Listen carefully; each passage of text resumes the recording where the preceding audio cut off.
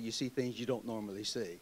And one thing at 4:30, 5 o'clock in the morning is you see what appear to be housewives going to work at their plant shift. And you see farmers going from one field to the next. You see a lot of things. Unfortunately, 2 bad accidents this morning on the highway. You see working people moving around. So not that I live a cloistered life, but it was interesting to be up so early and to travel so far so quickly this morning. It is nice to be here. I want to thank you for the invitation, Joe. It's been too long. I haven't seen you in a while, so it's good to be here. Nobody knows what the treasurer does. When I walked in outside, the very nice lady outside who helped me register promptly said, "It's good to see you," and she promptly handed me Alan Wilson's tag. Being the state treasurer is like being the Toyota salesman on TV. People say, "Who is that guy? Who is that guy?" Right? So I am here at the treasurer's office.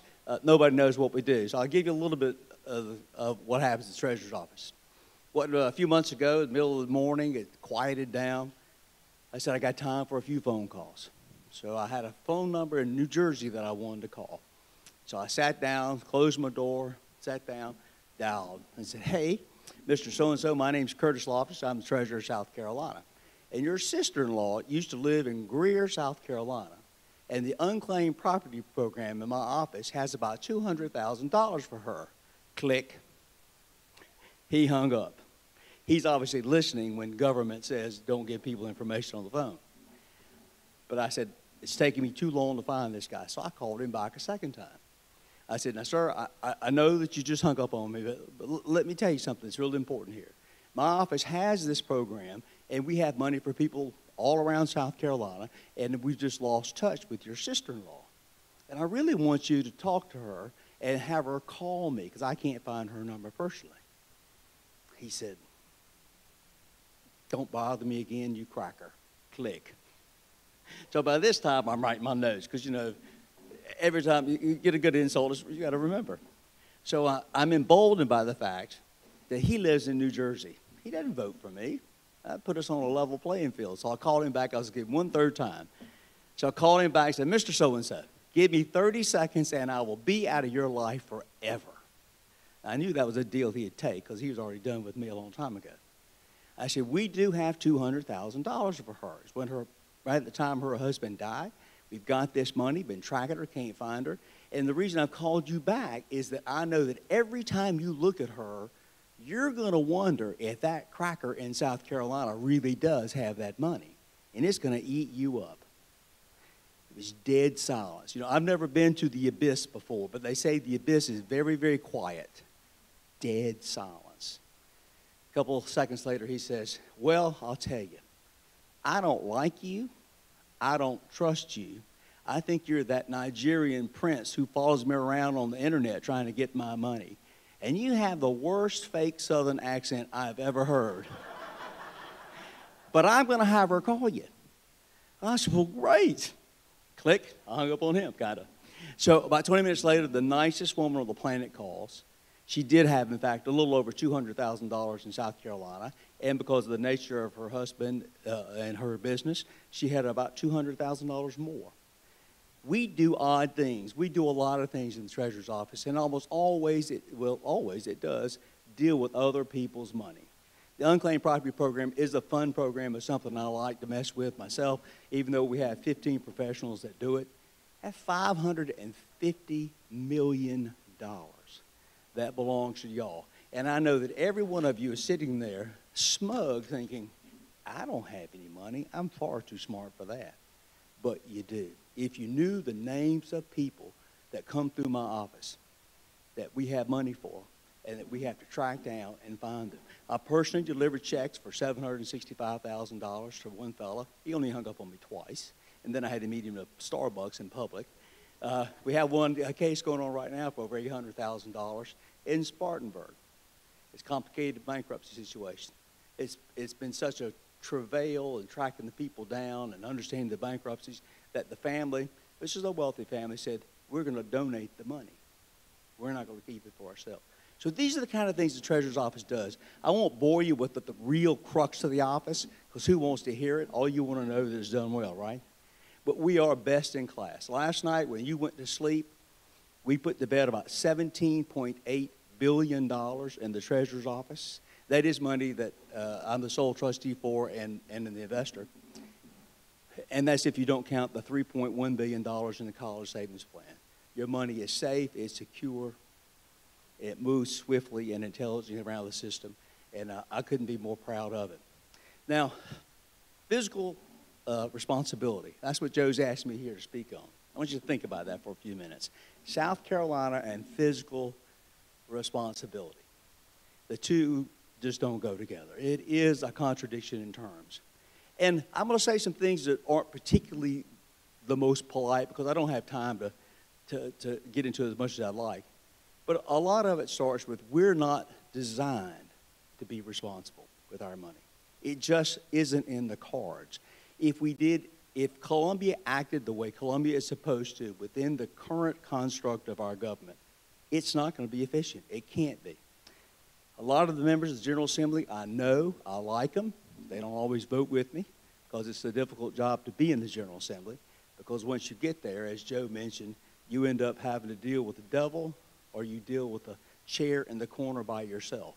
It's very difficult. Columbia is a place, the General Assembly is a place where we send good and honorable people to make compromises they should never have to make. Our government is a part-time legislator's government. We have part-time legislators who are good and smart people, most of them just as well-meaning as they can be. It's a part-time job that was set for 1817 or 1917 and not 2017. We live in the computer age. I'm sure that we're all of a certain age. Most of us don't understand what's happening around us anyway with all our computers.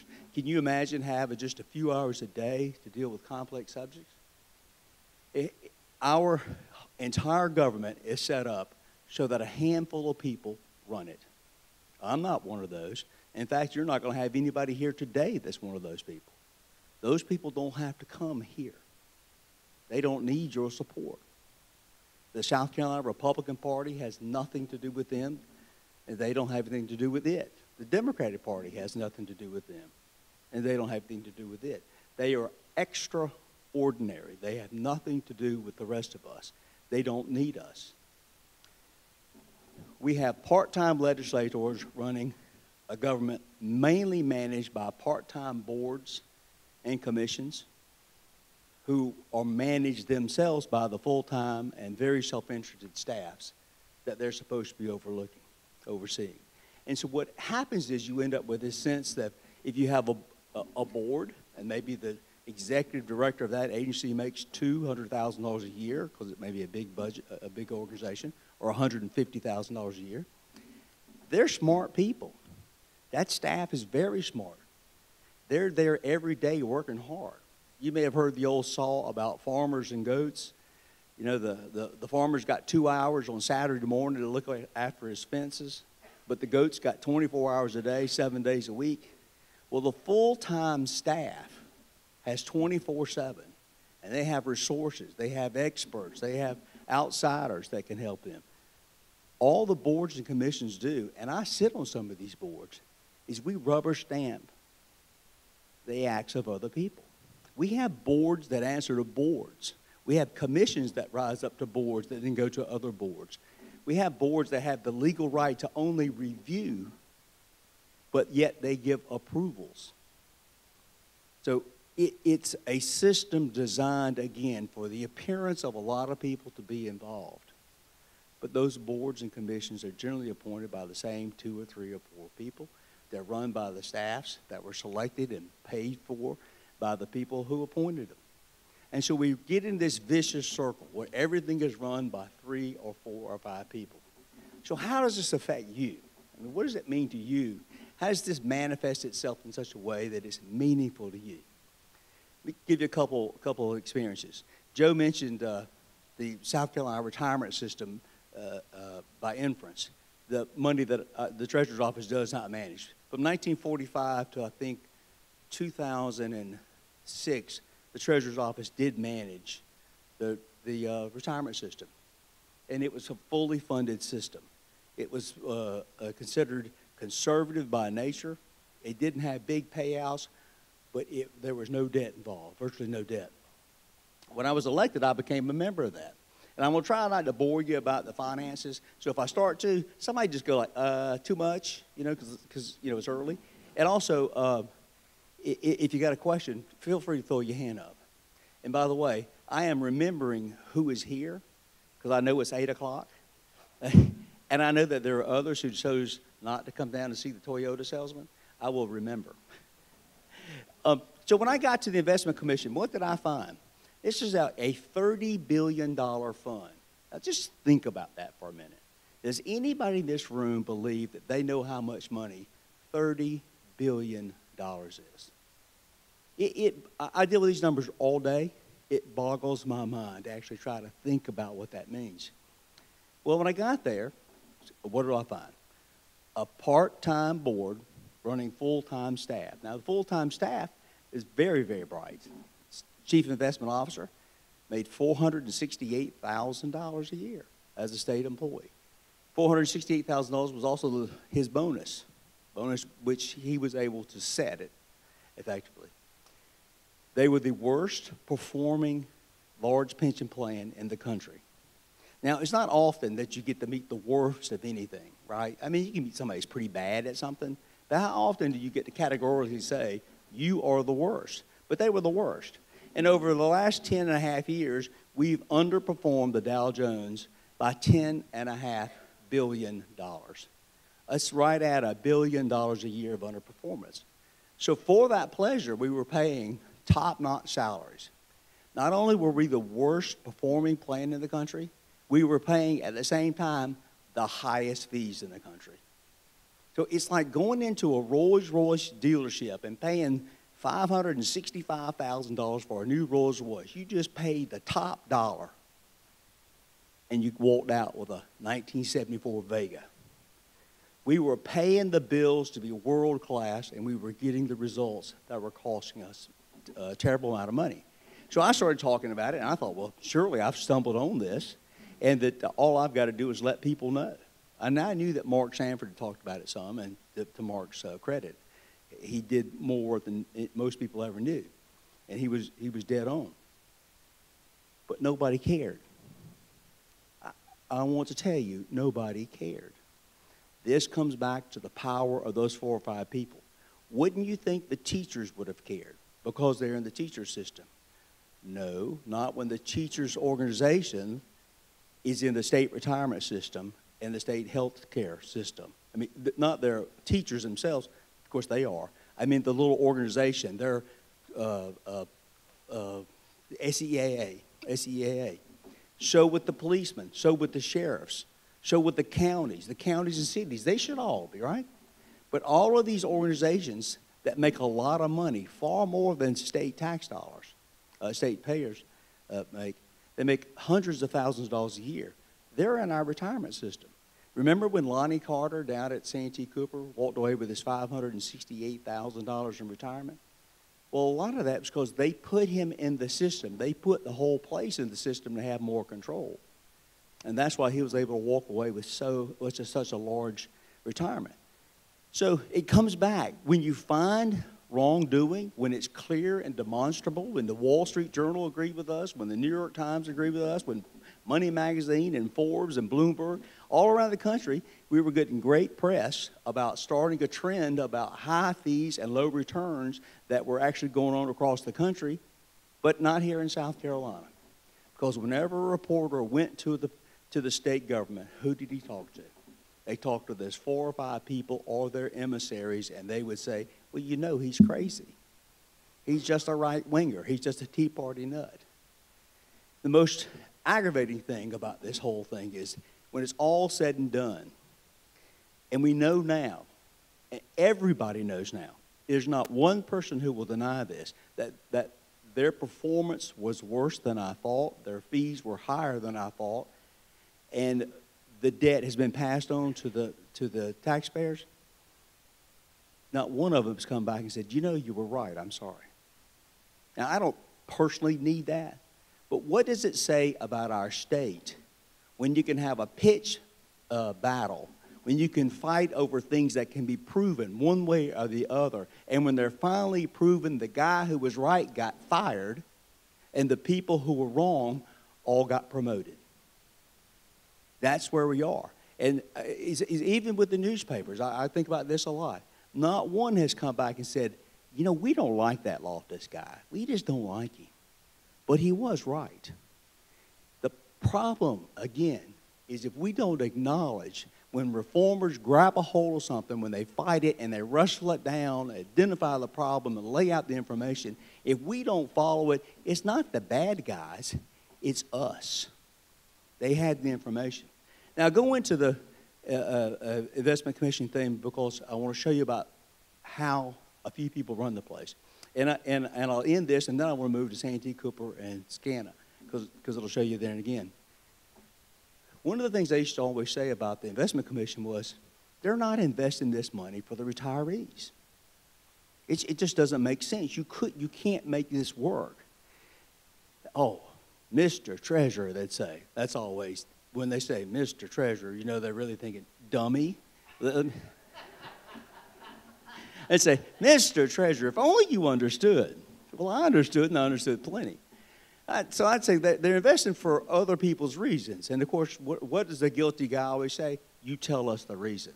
Well, there's a million reasons, and I can't pin them. And I'm not in backroom conversations, but I have my good ideas. So let's fast forward 3 or 4 years. The Lamborghini driver, $468,000 chief investment officer, you know where he is now?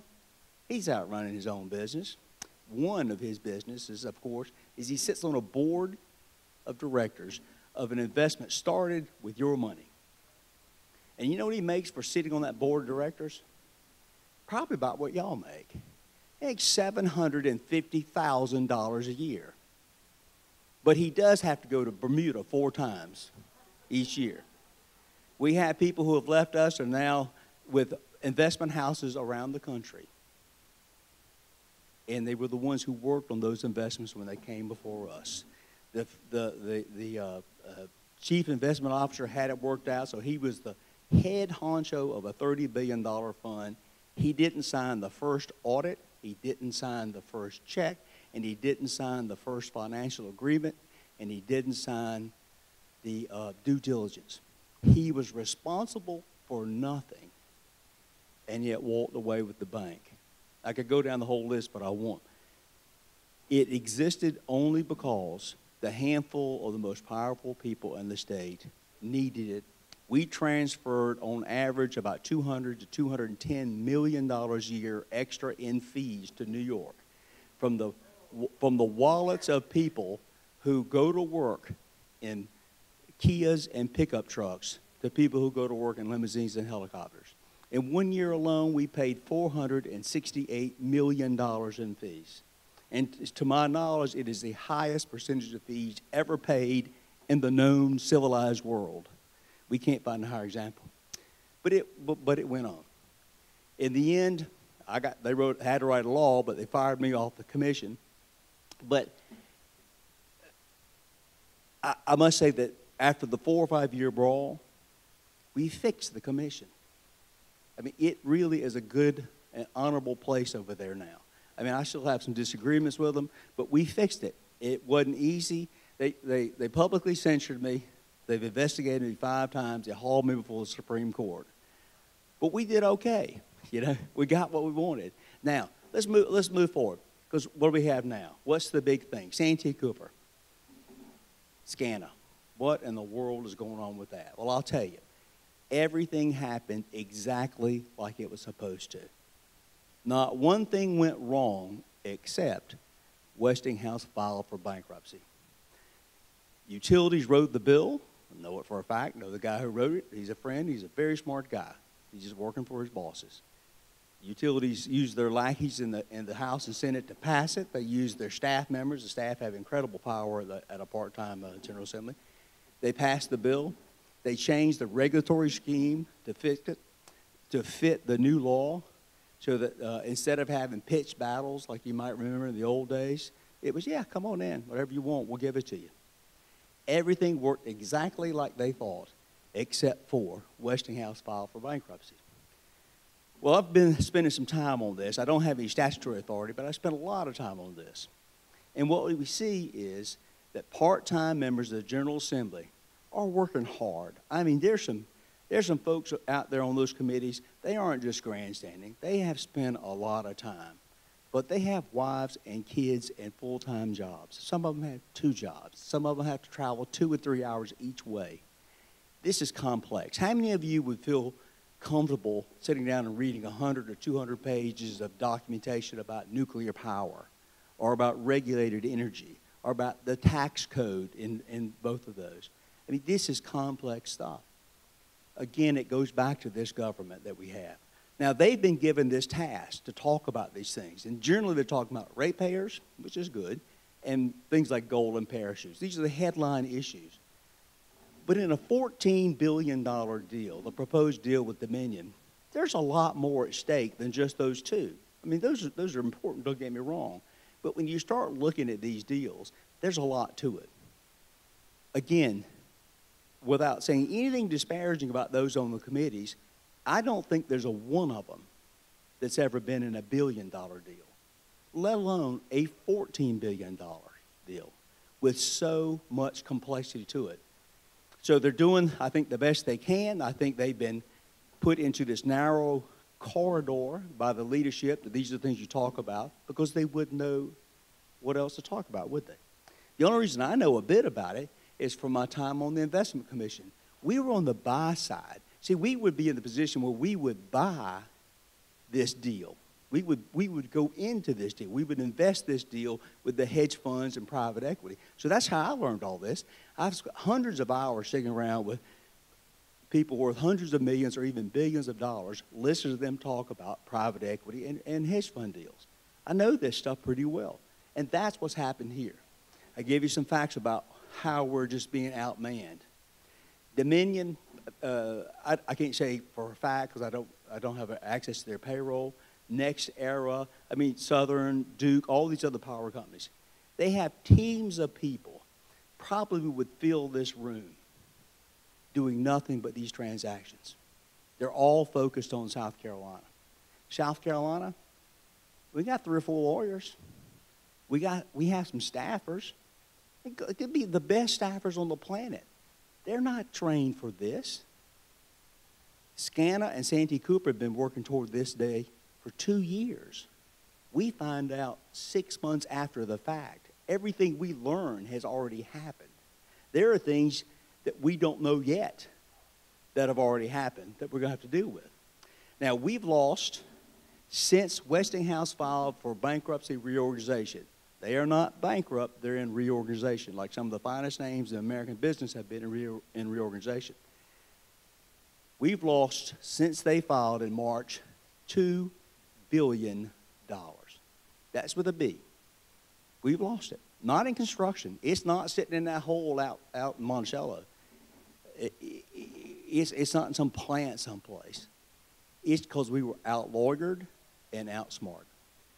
I've been after the state to hire the appropriate professionals. They're not cheap. They're going to fly in here on private jets. But when you're doing a $14 billion deal, how much do you want to skimp? And we've lost $2 billion. I'll tell you how.